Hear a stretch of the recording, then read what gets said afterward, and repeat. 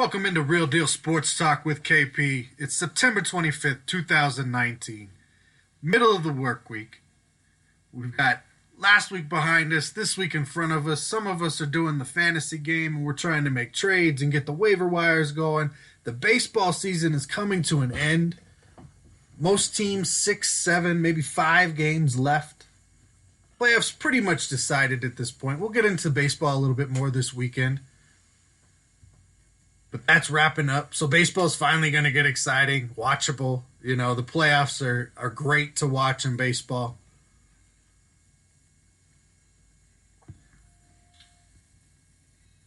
We've got a couple of people. I'm going to give them some shout outs today. They've got books coming out or are out that I just like to give them, a little bump on.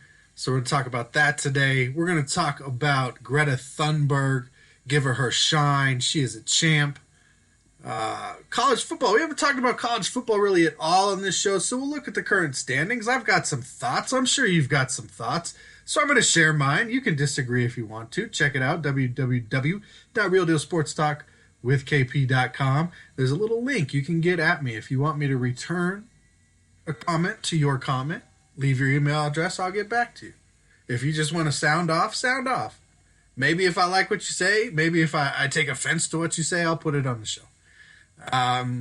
So we're going to look at some of the surprise standings after week 3 in the NFL. We'll get to some college football as well, give some thoughts there. This beer money sign guy and the hullabaloo that is now following him. And, of course, I've got my week 4 picks that we'll get in as well. But let's start with last weekend, right? This is the first time we've gotten together since last weekend. So week 3 is in the books. And what's missing? What's to come, right? Where are we at? We're almost a quarter of the way through the season. After this week, first quarter of the season's done. Quarter 1, first 4 games out of the book, done this weekend for most teams. San Francisco and somebody else has a bye this week. But where do we stand after that? So if you look at some of the games from week 3, were there some surprise wins? Sure were. Were there some games that went the way we all thought? Yeah, sure. Jags beating the Titans. Jags had an excellent game, 9 sacks. Defense looked like they had returned to their former self of more than a season ago. The defense looked like the turning point that we all thought they were going to be to make them a contender for Super Bowl titles. Now, again, they're facing Tennessee. It's kind of a one-dimensional team, not a super pass-happy team they have in Tennessee. Best offensive lineman wasn't playing, still serving that suspension. But Jaguars 20-7 over Tennessee. I had Tennessee winning that game going back to my picks. Buffalo pulls one out, holds off against Cincinnati. Detroit, I had Detroit as an upset. They do get it. They hold on late instead of fumbling or messing it up somehow or going to overtime or getting the tie. And they beat the Eagles 27-24. Patriots get 2 touchdowns, or give up 2 touchdowns to the Jets, more points than they had given up in the first 2 weeks combined, both on the defensive side of the ball, a fumble recovery touchdown and interception return touchdown, somewhat causing them to sign the quarterback they brought, Cody Kessler, that they signed today. Vikings beat up the Raiders 34-14. That's not really a big surprise. Ravens and Chiefs game, that was an excellent game to watch. You can see that Lamar Jackson, if they keep building around him, if they're able to keep designing plays and giving him the talent and the athletic line, and he's able to play his game, it's going to be an exciting brand of football. Doesn't necessarily right now, hasn't translated to a perfect season, but 2-1 on the season, you'll take that going into week 4. And they got within 5 of the almighty powerful Chiefs. So it was a great showing by that Baltimore team. Kansas City, they're looking great early in the season. They looked great early in last season as well. Colts over the Falcons, 27-24. I had the Falcons winning this one. Great game for the Colts. They do lose Malik Hooker for several weeks with the injury there on the back end. Packers, they made the Broncos look silly. The Broncos couldn't get out of their own way, 27-16, but the game really wasn't that close. The Packers didn't look great. Denver did not get a sack. Denver did not get a turnover. This is the first time since they started keeping that stat in 1982 of sacks that a team has gone 3 games without a turnover or a sack.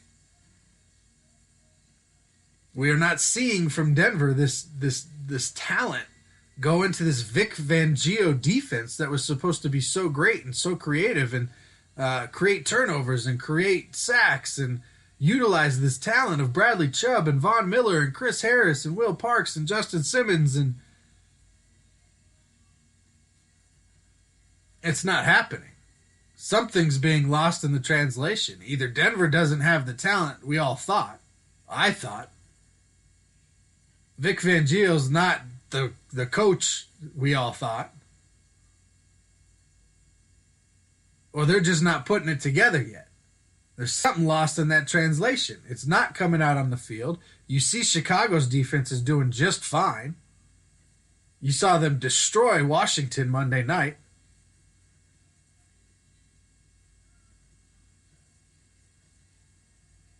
Something is not translating there for Denver as they find themselves at 0-3. Dallas goes off on Miami. Nobody's surprised by that. The Giants, 18-point comeback by the rookie quarterback.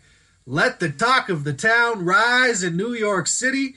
Everybody talk about the kid after one performance where he had nothing to lose, no pressure on him. What was going to be said about Daniel Jones if he didn't succeed coming back from 18 points down as a rookie? Wasn't supposed to be there anyway. Shouldn't have been the 6th pick. Now he's had one game. You might as well give him a $100 million contract. Let him reset the market. Jimmy Garoppolo only had 7, so isn't the next standard just 1? Come on. Yes, it was a great performance. He's got a long career ahead of him. It looks like the Giants might have been right by taking him at 6, even though everybody pretty much thinks they could have got him where they were at. So you still could have had the player and the assets you got rid of. The debate was never really the player, it's not for me anyway. It was where you jumped up to get him. He looks like a young, spry Eli Manning out there playing. He's faster, younger. He doesn't know better. It's great. He's just out there playing. To think that somehow this is going to be every game, especially now that Barkley's out for up to 8 weeks, depending on how this high ankle sprain goes, is a little premature. Let's give the kid a shot. Let's see what he can do for sure, but let's hold back the reins a little bit. By no means is he a Hall of Famer. One game, guys. One game. Impressive, but one game, and Tampa Bay still had to miss the field goal for the win to happen. Panthers with their rookie quarterback, Kyle Allen, they beat the Cardinals 38-20. Same thing, talk of the town. Maybe we could trade Cam. He's out for extended period. Could be a Liz Frank. Goes back to Michael Vick saying he thinks Cam's going to change teams in the offseason. Hold yourself. One game performances.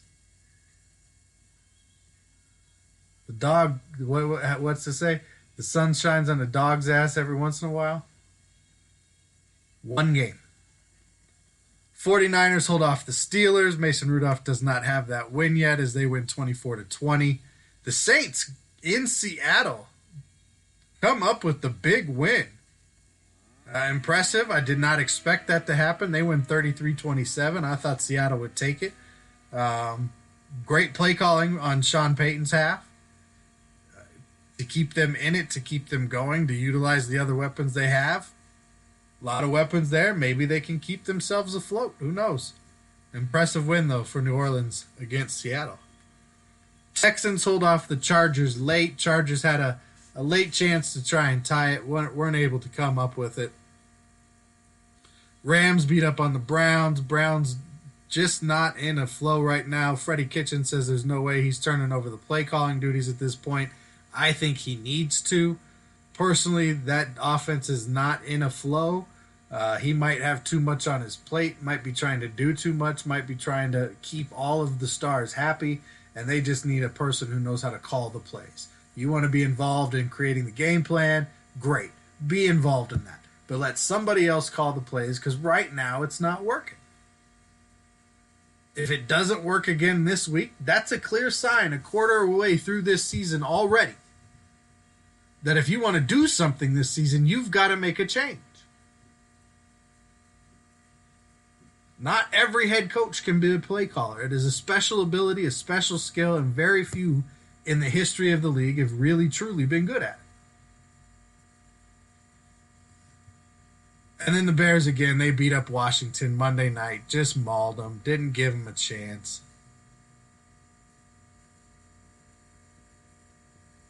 You see Case Keenum with the 5 turnovers.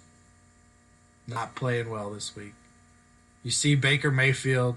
He's not the same Baker Mayfield we saw last year that we gave so much credit to, that we all thought was going to transform this year. Jared Goff, his counterpart in the game, played pretty well. Pretty consistent for Jared Goff.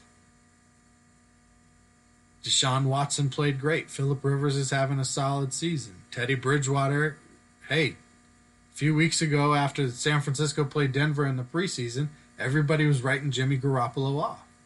The whole time I've been like, let's just wait and see. The body of work is very small. With Kyle Shanahan, who knows?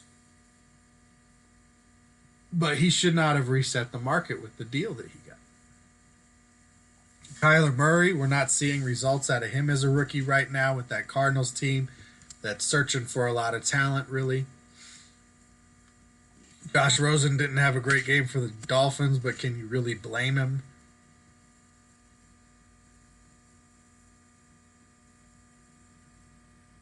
Dalvin Cook for the Vikings, that's what makes their offense go. Dalvin Cook in that running game is what makes the Vikings go. If you stop Dalvin Cook, if you can limit him, and you're playing well on the outside, you're going to beat the Vikings. He makes that team go.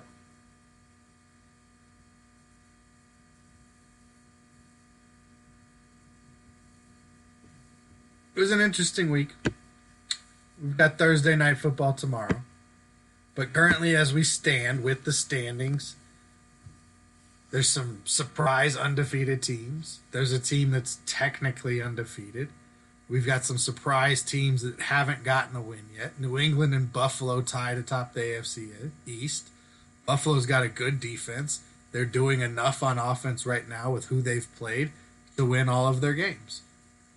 The Jets, who knows? Maybe Sam Darnold comes back. They get hot. They can make something interesting. Miami's no good. AFC East, you got 3-0 or 0-3. That's it. You're either 1,000 winning percentage or a 0 winning percentage. Baltimore, I did not have winning the division. I had Pittsburgh winning this division. That was before Big Ben went down. That was before I saw them play at all this season. That team is in the need of an overhaul. Probably from GM, coaching staff down. Cincinnati 0-3. Cleveland 1-2. Okay, it's early. I thought they'd be around 9-7, 10-6. Baltimore 2-1. Playing well. Defense keeping them in it. Lamar Jackson not turning the ball over. Playing some solid football. In the South, you've got 2-1, 1-2. You're either 667 or 333. Jacksonville got a win because they had a great defensive performance, but there's clearly stuff going on there. Jalen Ramsey still wants to get out. Everybody's on this Baker Minshew, the second. Like, oh my goodness, 2 weeks of the rookie 6th round pick. What a story. Let's let him play the game. You're only a couple weeks in, people. Indianapolis 2-1. They're staying afloat. They've won their last 2 games.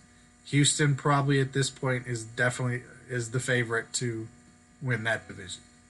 The West, Kansas City 3-0, Oakland and LA 1-2, and the Broncos 0-3. A lot of pundits out there, a lot of so-called experts out there didn't really see the Broncos having a good season, and so far early on it's not playing out that way. I've never been a huge fan of Joe Flacco I mean, it was great when he first came into the league and they were playing on the Ravens, and you know, young guy having a lot of success. But around the time he signed that 120 or whatever, $27 million contract, whatever it was, his play changed. He became more of a statue. He is less mobile. Can he throw deep? Yes. Does he have some accuracy? Yes. He can do some timing stuff, sure. But he also throws a lot of balls into the ground. He throws a lot of balls high. He holds the ball too long. And he's a statue. Bottom half of the league. 16 down. He's somewhere in that group. A lot of people in Denver thought he was going to be the savior. Offensive line is kind of rounding together for Denver. Chargers, they're having a slow go of it early. Melvin Gordon might be coming back sooner than later. Reports coming out today. Kansas City's flying high with Tyreek Hill getting ready to come back in what, a week or two, maybe 3? Dallas 3-0, running away right now with the NFC East. I thought Philadelphia might win it. I thought Dallas would be in it, but right now Dallas is running away with it. Their young core, everybody getting paid, everybody feeling good, everybody making plays, everybody working together, young offensive coordinator, young guy calling the defense, even though Rod Marinelli is the defensive coordinator.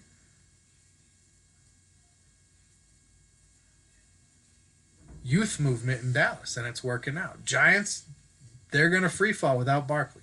Daniel Jones had a great first performance. He's not going to carry them until Barkley comes back. Carson Wentz and the Eagles, they got to get tough. They're missed Deshaun Jackson. They're missing Alshon Jeffrey, who will play tomorrow night. I haven't heard whether or not Deshaun Jackson's going to be available. NFC North, technically, you've got 2 undefeated teams. Green Bay at 3-0 and Detroit at 2-0-1. No loss in the column. Technically undefeated. Now, if they were undefeated, their winning percentage would be 1,000. However, their winning percentage is 833.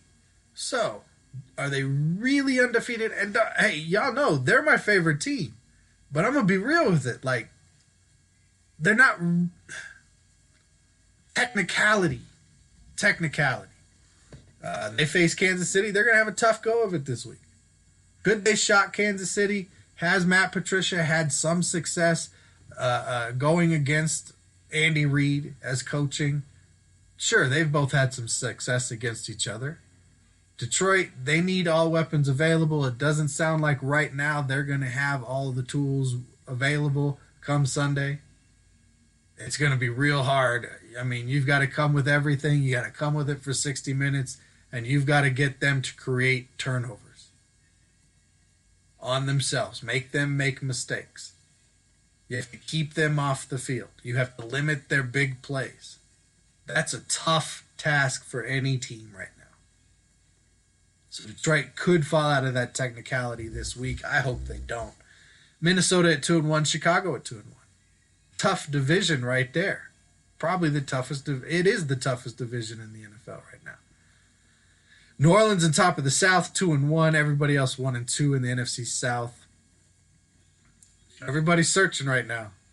You would think some Atlanta with the talent they seem to have on offense that they'd be clicking a little better. It's just not. Carolina, you thought they would be clicking a little better. It's not. Tampa Bay, I'm not really surprised about. I thought they were young and still trying to build a team now that they got Arians. Going to the NFC West, the last division, you got 3-0 Rams, 3-0 49ers. A little surprising, but we knew they'd be tough. Seahawks 2-1, very competitive, and the Cardinals 0-2-1.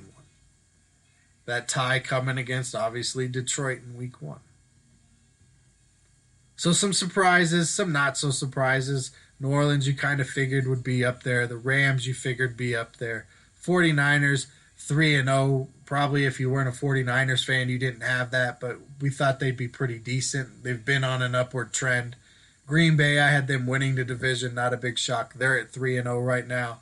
Not a lot of people had Detroit doing well. Dallas, not a surprise. Kansas City, not a surprise. So it's a mixed bag. But again, we're still early. We're going in to the quarter mark right now. So I'm going to do my picks live. I'm in a pick'em league through a radio station here in town. 1043 The Fan does a pick 'em challenge, and it's just for fun. I like to pick the games each week, and this just gives me a place to do that. So, first game, Thursday night, Philadelphia and Green Bay. This one I've been on the fence about. Not having Alshon Jeffrey, not having Deshaun Jackson. We hear Alshon Jeffrey's going to be back. Green Bay's kind of playing good, but they're not playing that good. Defense is flying around against some lesser quality teams, really. Not great offenses they've played so far. Some teams that might end up, Chicago with Nagy could end up having a better offense as the season goes on. Maybe Denver figures something out with the two-back system and can mix the ball up around to their tight ends and receivers a little more, get Emmanuel Sanders more than 4 targets in a game. But knowing that Alshon Jeffrey's going to be back, I'm going to go ahead and I think Philadelphia bounces back in this one, and I think Green Bay loses their first one of the season. I know that could be ridiculous. Green Bay could easily win this, but something about this game seems like it could be a catch game. Might be closer than it should be, but I'll take Philadelphia to get this one. Tennessee, Atlanta. 2 teams coming off tough losses. 2 teams I thought would win last week. I think I'm going to go ahead and take... I'll take Tennessee. I think they run the ball well in this game. Nope, not take. I got to go Falcons. Sorry. I'm taking Atlanta in this one. I think ultimately they have too much offensive firepower, and they get over in this game. Cleveland and Baltimore. The obvious pick is Baltimore in this one. So I'll take Cleveland. I think maybe they put together a full game plan this week and tie up the division. I'll take New England to beat Buffalo, but it'll probably be close. It might come down to a turnover. I'm going to take Detroit to upset Kansas City at home, with Matt Patricia coming up with something to puzzle Andy Reid's play calling, or at least limit the points that come from it. I will take Houston over Carolina. Indianapolis, Oakland, that's kind of a coin flip, so take the home team pretty much. I'll take Indianapolis in that one. The Chargers at Miami, I will take the Chargers. No faith in Miami right now. I can't pick them until they win a game. Giants in Washington, no Barkley, Daniel Jones. I'll take Washington to come back and show some heart in this one and beat the Giants in a close one, maybe 17-16, 24-21, something like that. I'll take Seattle to beat up on Arizona. The Rams will beat Tampa Bay. Chicago's going to beat Minnesota. It'll be a defensive battle. They'll limit the running of Dalvin Cook and handle the receivers pretty well. I don't think Minnesota makes enough plays in that game. Denver and Jacksonville, I think Denver gets their first win. Might be like a 10-7, 13-10 type game. Cincinnati and Pittsburgh. Got to take Pittsburgh to get their first win. Cincinnati drops to 0-4. New Orleans and Dallas. I'll take Dallas to win this one. I'll even pick the score. I'll make it Dallas 31, New Orleans 20. Save my picks. They're locked in. Well, they're not really locked in. I can change them, but I don't really go back and change them. So those are my picks for week 4. So college football. We haven't talked about college football. We're 4 weeks through. We're going into the 5th week of college football.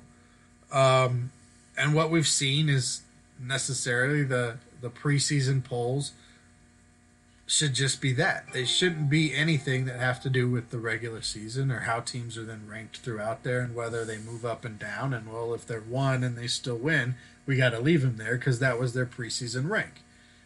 Because as we look at the rankings, and I'm going to kind of share my opinions about some of the teams in the top 25, we're going to see that the preseason rankings were kind of BS. And not necessarily every team is where they should be slotted currently. But they are, because that's how the system is in place. First, let's talk about the beer money guy. Okay, he goes to the game. He's at ESPN College Game Day. He's got a sign in the background. Beer money ran out. Send money. Puts his little account on there. Starts getting a little bit of money. Starts getting a lot of money. Decides he's going to give it to charity. Other corporations decide to donate. It's up to, he's going to give it to Iowa State Children's Hospital or University of Iowa's Children's Hospital. So great. That's awesome.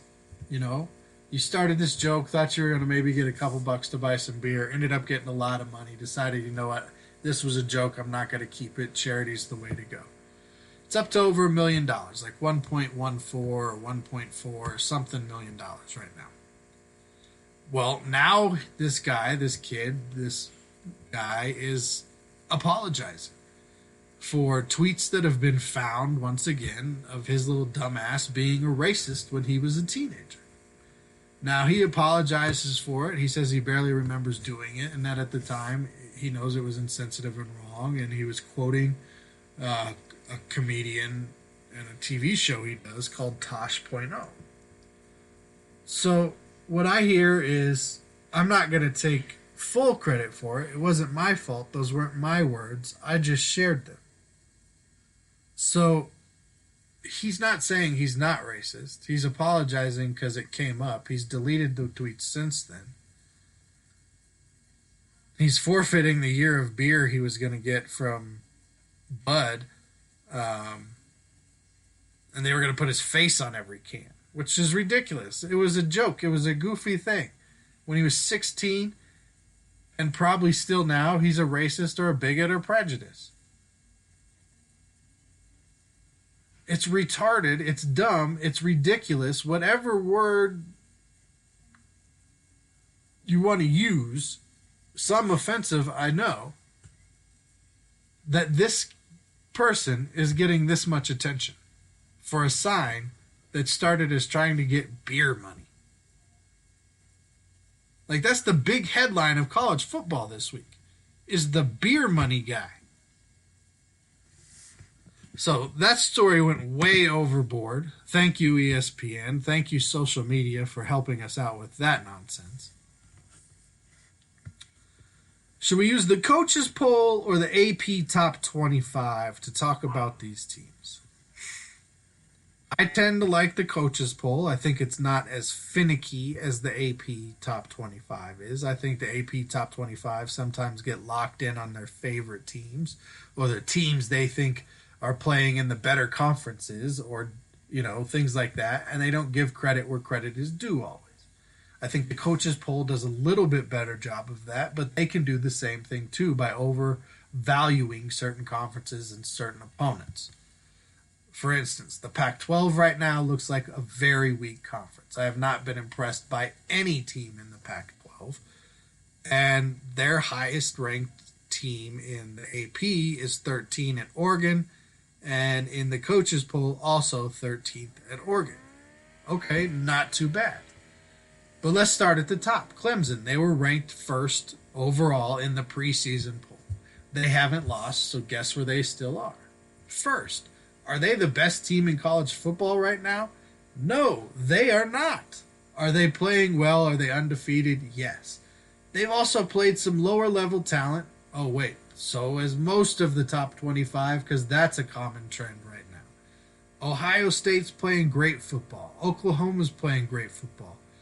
And they're 5th and 6th in the AP and 4th and 6th in the coaches poll. Alabama's at 2. Georgia's playing well, but they're not playing that great, and they're at 3. LSU's playing pretty good, better than some people thought. They're at 4 and 5. You look at a team like Michigan, who right now is garbage. They started in the top 10. They've fallen to 20. I don't know. They should be in the top 25. Not with their way they're playing. I know they're 2-1. But it's like barely win, lose, big. Imagine how bad the butt whooping's going to be when they play Ohio State if they continue playing like they're playing right now. And this is the University of Michigan. A couple weeks ago, when we did talk college football, they were part of the embarrassing weekend of football. I don't understand how that program has fallen to where it is outside of Jim Harbaugh's not what we thought he was. And if he has top tier talent, then you get a little bit more out of him. But if he doesn't, maybe this is what you get from him. USC has crept into the top 25 with their comeback win they had. Boise State, 16, 15. Iowa's up there. Texas is up there. They're playing pretty well. Notre Dame hasn't been super impressive. You'd like them to. I'd like them to be. I've always liked Notre Dame. I've always liked Michigan. I've liked Georgia, Oklahoma, Colorado.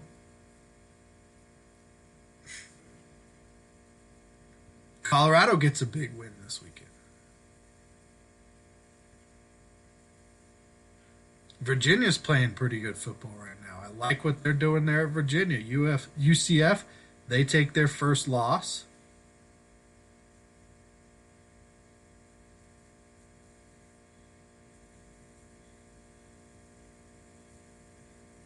You see Wisconsin and what they did to Michigan and where they were ranked preseason. Now they're in the top 10 in both polls, but with what they did, I would say they're playing a little bit better than some of the teams ahead of them. Like, I'd put them ahead of Auburn. I'd put them ahead of LSU.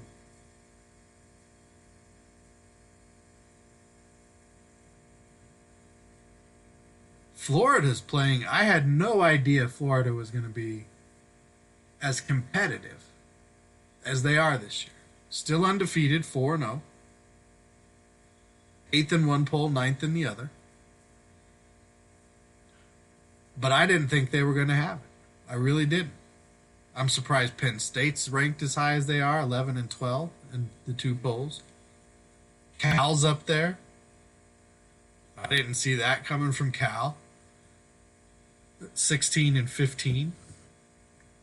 And I know it's early. But some surprises there. And I just wish for some of these teams they had a better chance in the regular season polls of rising and falling based on their regular season, not where we all thought they might be before any games were ever played. Based on the end of last season and what we projected then, not based on what's happening. Because some of these teams are being punished, basically, because we didn't realize how good they were going to be. We didn't see it, so they don't get the credit for it. But the other teams, we thought we saw it, so we give them a bunch of front-end credit. That just shows how rigged the system is to get to a title game, to get to the playoff system, they call it, that's in place. You're already disadvantaging most of the teams. So it needs to be fixed. I mean, they still got to play the games. Those teams still got to win. They have to be warriors. They have to be strong. They have to be independent. They have to stand on their own 2 feet. They have to make a stance. Kind of like, I don't know, Greta Thunberg. And why am I bringing up Greta Thunberg on a sports talk radio show? Well, because of the many outlandish, disrespectful, arrogant, deplorable adults out there that have attacked this young lady. One of them, Sam Newman, a radio and TV personality, an Australian rules football player in the AFL for the Geelong Football Club, decided to go off on her as well. Fox News, 45, all have said things, been sarcastic, compared her to the alt-right Nazi images of World War II of the blonde girl with the braids and the Nazi regalia. Called her a psychopath, called her children of the corn. Adults attacking a child who has more bravery, more intelligence, more gall, more balls than any of them, than all of them combined. So when it crosses into the football world, when it crosses into the sports world, when it's bigger than sports, when it's bigger than all of us, I'm going to bring it up on this show. And Greta Thunberg, an eco warrior at 16 years old out of Sweden.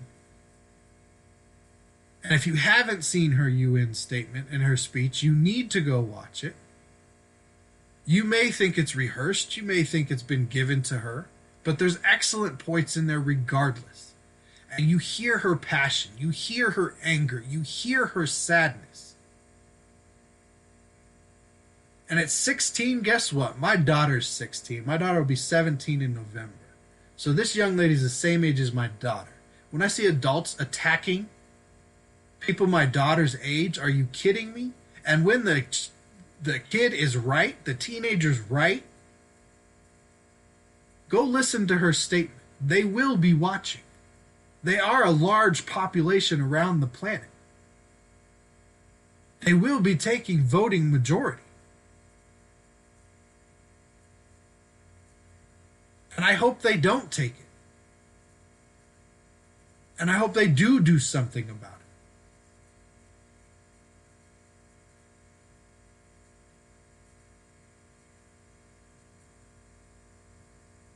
She's a champ. She's amazing. She was well spoken. She made great points. She had good facts. And she was not scared to go in front of the UN, to go in front of the reporters, to fly from another country thousands of miles, speak in her second language.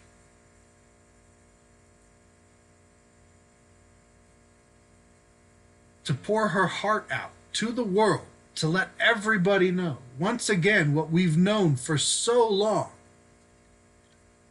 As she stated, for 3 decades, what the science has been crystal clear about. So for Sam Newman, for 45, for the Fox News pundits, and for everybody else out there who attacked this girl, I feel sad for you. I feel sad for your integrity. I feel sad for your respect levels. I feel sad for your morality. We treat others how we want to be treated.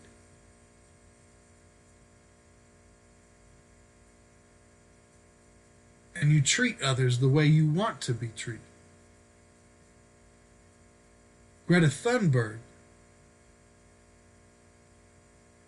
congratulations. Do your thing. The people who went off on her were disrespectful towards her. And instead of having a conversation, wanted to be ugly.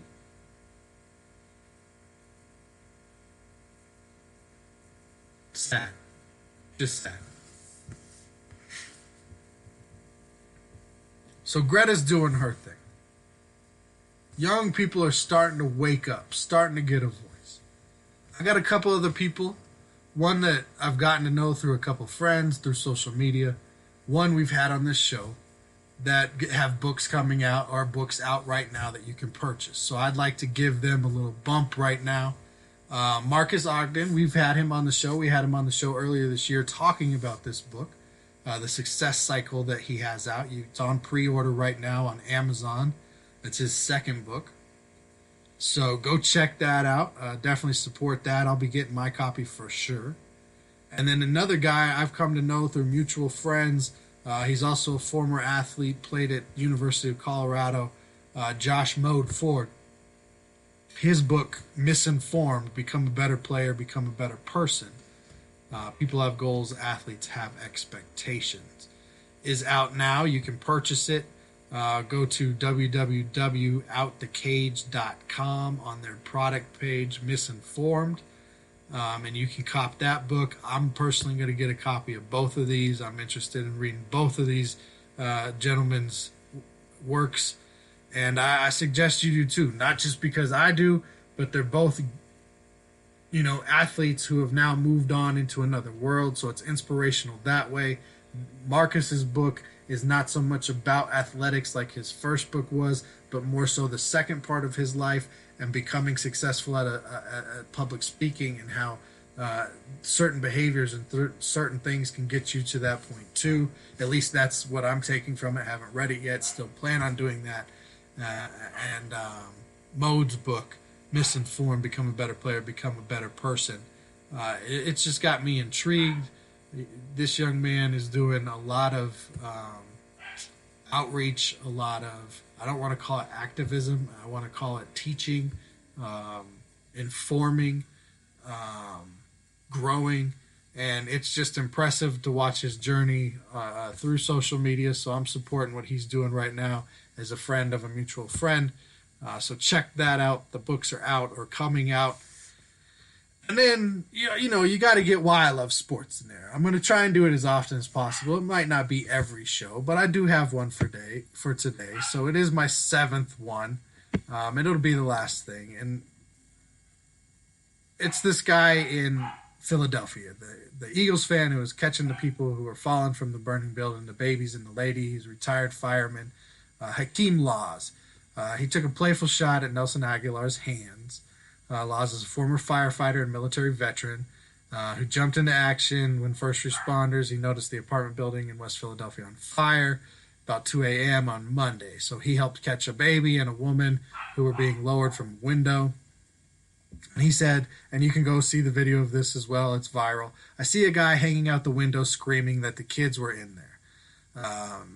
My man just started throwing babies out and we were catching them, unlike Aguilar and all his mishaps. I'd like to put that out there." And he kind of, gives a little look to the camera. He knew what he was doing. He was being sly.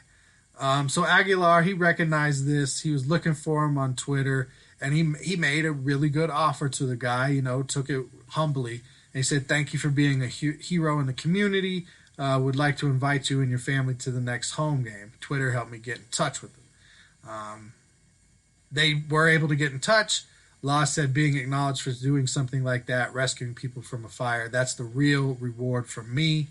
Witnessing an Eagles win in person would come in a close second. So why is that why I love sports? Because that just shows that sometimes sports can reach to things bigger. It can teach humbleness. It can teach humility. And in this case, Nelson Aguilar had humility. He had humbleness. He realized the bigger story in the situation was the saving of life, not the football game, not the missed catches he had. So that's why I love sports. It's a great story. Until next time, let's be as real as Mr. Laws, and have a good one.